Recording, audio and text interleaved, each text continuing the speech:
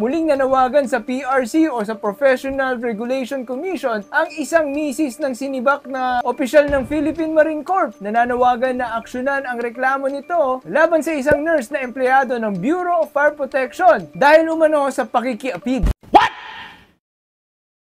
What the fuck? Inakusahan ni Faiza Mutla Utwali si Senior Fire Officer 2 Reyka Janisa P. Palpalatok ng pagkakaroon ng relasyon sa kanyang asawa na anyay paglabag sa pamantayan ng profesional at moral. Oo nga naman. Inihayag ni Utwali ang pagkadismaya dahil nga naman hindi pa inaaksyonan ng PRC ang kasong isinampa niya laban sa nurse na ngayon nagtatago na sa ibang bansa. Grabe, gising naman, PRC!